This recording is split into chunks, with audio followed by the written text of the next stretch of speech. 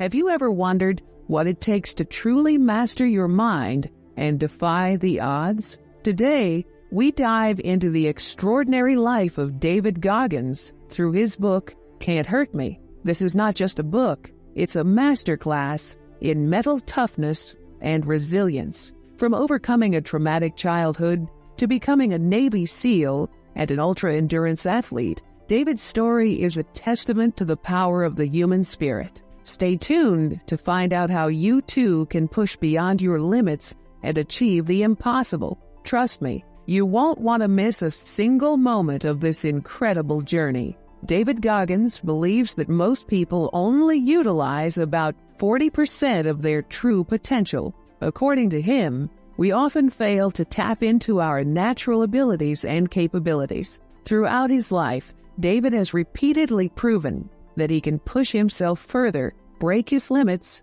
and achieve more than what seems possible. If he can do it, so can you.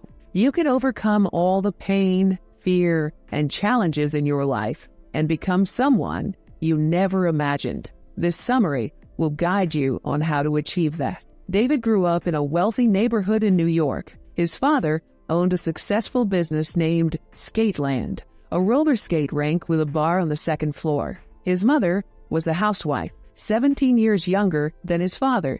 David also had an older brother named Trunnis Jr. From the outside, their family seemed normal, but in reality, it was far from it. David's father had a terrible temper and controlled his family with an iron fist, making them work at Skateland every night. At just 8 years old, David's job was to maintain the roller skates and collect rent from customers, while his mother worked as a cashier. Any mistake would result in severe punishment from his father. On one occasion, his father dragged his mother down the stairs from the second floor to the first. He even smashed her head against a wall once, and when David tried to protect his mother, his father beat him with a belt. Despite this, his mother endured years of abuse. David often slept during school because he was exhausted from working at night. When he was in the first grade, he would fall asleep in class due to fatigue, and his body bore countless bruises and scars. These circumstances prevented him from learning any lessons taught in school. Finally, one day, his mother decided she had enough. She took one of her husband's rarely used credit cards and car. During breakfast, she announced that she was leaving. David and his brother quickly packed their clothes in garbage bags. Their father insulted and berated their mother, but she had made up her mind. David and his mother moved to Indiana, where his grandparents lived, to start a new life. Though he was in the second grade, David still couldn't read or write. However, he was fortunate to have a teacher who spent extra time with him. This teacher, a strict but caring nun named Sister Catherine, taught him to read and write by the end of the year. Sister Catherine also taught David about human nature. His father always smiled, but was a bad person. On the other hand, Sister Catherine never smiled, but was a good person who helped David a lot. In the third grade, David encountered new challenges as students were required to write in cursive. He had just started writing and reading in capital letters and struggled with cursive writing, causing him more academic difficulties. David's older brother couldn't adjust to life in Indiana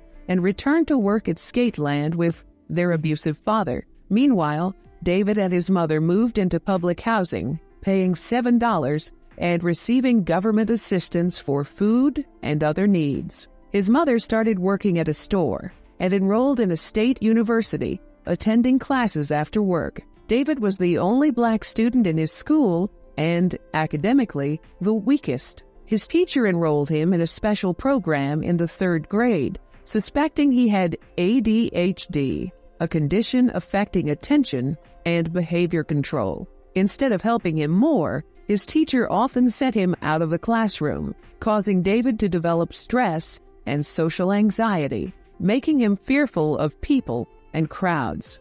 Truth hurts. Since David couldn't grasp the lessons in school, he resorted to cheating. He passed from elementary school to high school by cheating.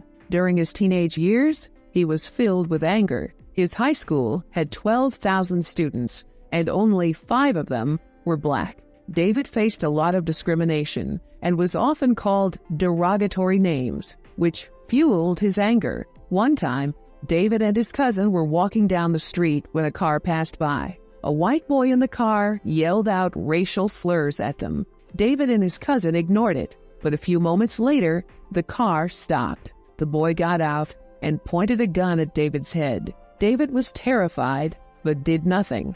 After a few tense moments, the boy got back into the car and drove away. David was furious because the people insulting him didn't even know him. They had no idea who he was as a person. He had never wronged them, yet they wanted to hurt him and even wished he was dead. By his junior year, David was so fed up with everything that he started to act out, doing exactly what people expected him to do. He began wearing baggy clothes and had an unusual hairstyle. His grandfather had given him a second-hand car for his birthday. David installed a massive speaker in the car and started playing loud music. He would drive to school with blaring hip-hop music, adopting the same attitude as the people who mistreated him.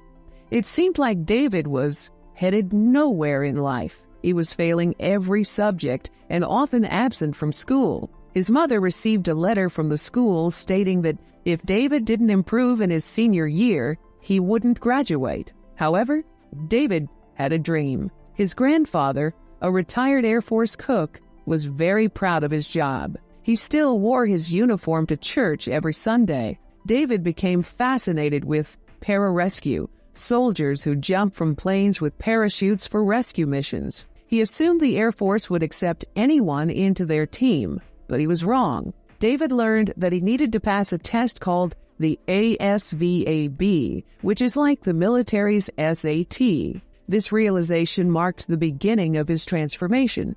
David looked at himself in the mirror and understood that he alone was responsible for his life. His mother had become busy with her work. She had completed her graduation and was now working as an instructor at a university. She had worked tirelessly to forget her pain. David realized he couldn't rely on anyone and that if he truly wanted to join the Air Force, he needed to work extremely hard. He started shaving his head and changed the way he dressed. He distanced himself from his anger and hip-hop music. David began waking up at 5 a.m. every day to exercise and run miles, regardless of the weather conditions. He started studying diligently for every subject. He would read, write down what he read, and then repeat it aloud 2 or 3 times. David continued this routine for 6 months. Finally, he passed the ASVAB test and completed his high school education.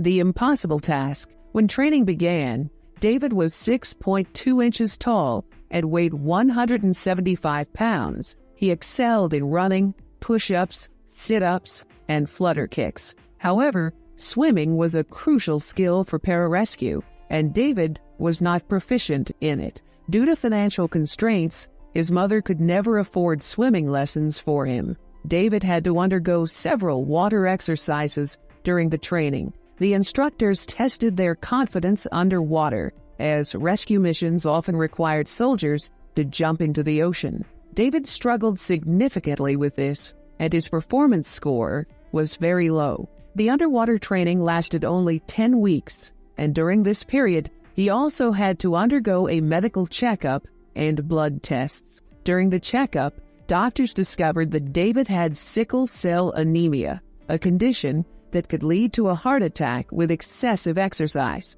They left the decision to continue the training up to David. The underwater training was becoming unbearable for him. His record stated that he pulled out due to sickle cell, but David knew he had given up and not pushed himself hard enough. David was extremely disappointed with himself for missing an opportunity to change his life. After being discharged, he took a job as a security guard at a hospital cemetery, working for very little money. To cope with his failure, David started overeating, often finishing an entire box of donuts in one sitting, causing his weight to balloon to 300 pounds. One night at the hospital, David met a man working for Ecolab, a pest control company. The man mentioned he got a free truck, didn't have a boss breathing down his neck, and earned 30% more than David. Intrigued, David decided to take the job.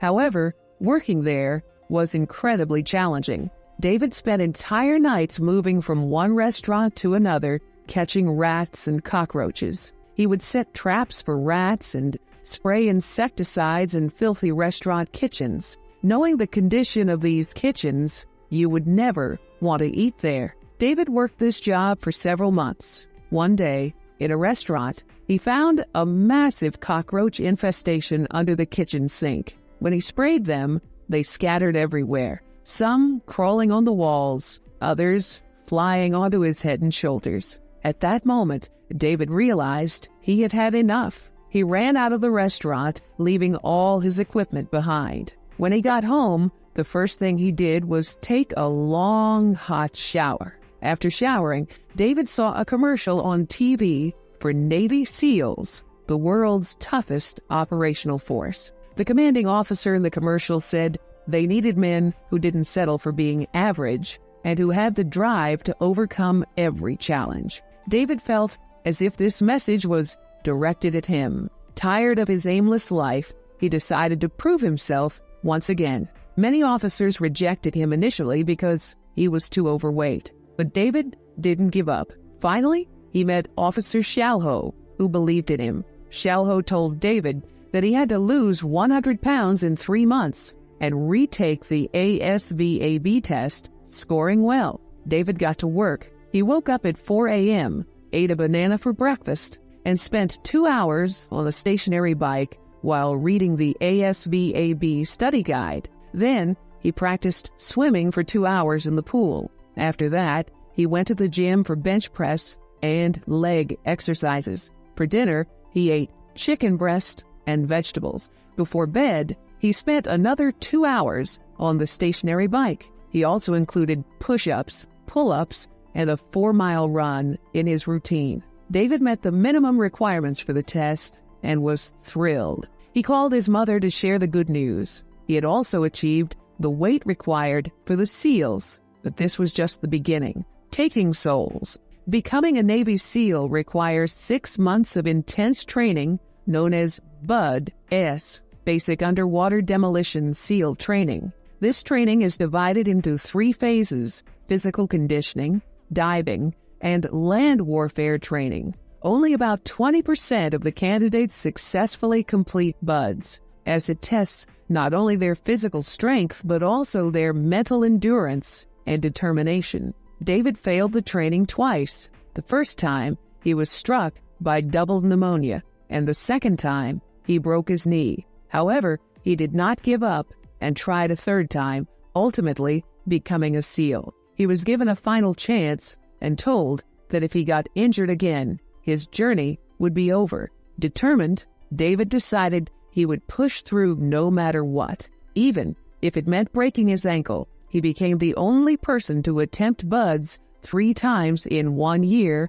and eventually succeeded. The SEALs are famous for their Hell Week, the toughest part of the first phase of training. During Hell Week, trainees undergo 130 hours of grueling physical training. They perform push-ups, sit-ups, lunges, and flutter kicks, followed by swimming in cold ocean waters. They must lock arms to form a chain, preventing anyone from drowning. Instructors then take the trainees to the beach, where they must roll in the wet sand to make it stick to their bodies, adding extra weight. They are then ordered to repeat the exercises. Sometimes they must carry heavy loads or take large inflatable boats through rough surf. Trainees are given no rest and are not allowed to sleep or cover themselves to stay warm. Instructors constantly shout at them day and night, and the routine is relentless. Instructors repeatedly call the trainees weak and worthless, urging them to quit and go home. David often asked himself why he was there. SEALs are not made. Being there is a choice. BUD-S is not just a physical challenge, but an emotional test as well. Many trainees quit, They ring a bell 3 times and leave their helmets on a cement patch. But David didn't want to be one of them. He learned to keep his mind calm. He showed his instructors that neither he nor his fellow trainees could be broken, no matter how difficult the challenges or how harsh the insults. David formed a group with 5 other strong men, and none of them gave up. In one test, they had to carry a heavy inflatable boat on their shoulders for 4 miles. The instructors sat and watched, sipping coffee. To David, they seemed like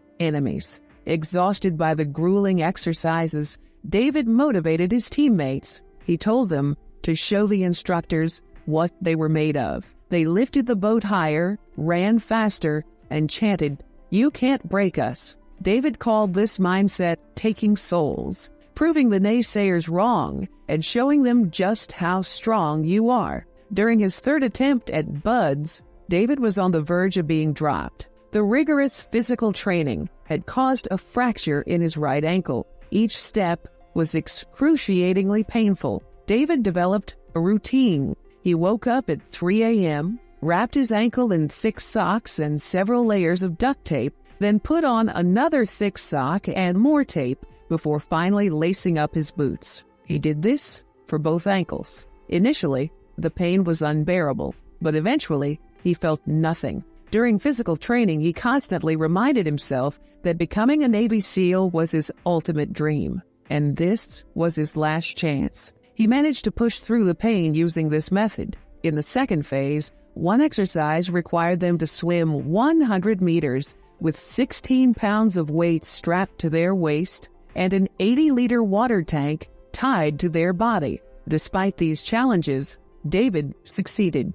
On the final day of training, instructors had them do numerous push-ups, sit-ups, burpees, and flutter kicks. They were then instructed to dig holes and bury themselves up to their necks. David started laughing during these exercises, finding them no longer torturous. Seeing this, the instructors told him to come out of the hole, as they were amused by his reaction. Finally, David graduated as a Navy SEAL. His mother attended the ceremony. He became one of the few African Americans in Navy SEAL history to achieve this honor. From a troubled childhood, struggling to read and write, to a rebellious teenager working low-paying jobs, David had transformed into a respected Navy SEAL. He aimed to continue overcoming every challenge by controlling his mind and pushing through adversity. For David, the journey didn't end there. He continuously sought ways to challenge himself. He joined the Army Ranger School and graduated with the Honor Man Award. David also spent 2 years working as a hiring officer, traveling from school to school to share his story and inspire students. David had a successful career as a marathon runner and triathlete. He participated in the San Diego one-day ultramarathon, where he needed to run 100 miles in 24 hours. David completed it in just 19 hours. He also competed in the Las Vegas Marathon and the Hurt 100 in Hawaii. David entered these marathons to gain an invitation to the Badwater Ultramarathon. He aimed to raise money for the Special Operations Warrior Foundation, which provides scholarships to the children of fallen soldiers. The Badwater Ultramarathon covers a grueling 135 miles and is considered the toughest foot race in the world. David finished 5th in his first attempt and 3rd in his second, raising $2 million for the foundation in the process. After conquering ultramarathons, David became a triathlete. He participated in the Ultraman World Championship in 2006 and the Ironman World Championship in 2008. As always, he prepared his mind and body rigorously, waking up early to run long distances, swim for hours, and sweat it out on the bike. David faced many challenges during these races, sometimes doubting himself, but he persevered through all the difficulties. In 2009, David trained for the Race Across America, a cycling race across several states. While recording his mileage, he noticed his heart racing at 150 beats per minute, causing him to feel strange. Doctors diagnosed him with atrial septal defect ASD, a congenital heart condition where there is a hole in the heart. They were shocked that he had survived such intense physical activities for so long. Surgery was imperative, and his heart was patched up. The first surgery failed, but the second was successful. Nothing could stop David, not even ASD. His next goal was to break the Guinness World Record for the most pull-ups in 24 hours. The record was 4,020 pull-ups. David failed on his first and second attempts, feeling shame, humiliation, and disappointment. But he didn't give up. He practiced harder, preparing meticulously. On his third attempt, David succeeded, completing 4,030 pull-ups in just 17 hours. This record stood until 2014. Today, David is a fitness inspiration to his followers on Twitter and Instagram. He's frequently invited to speak at universities and corporate events to inspire others. He motivates students, salesmen, and business executives by telling them that they are capable of much more than they think.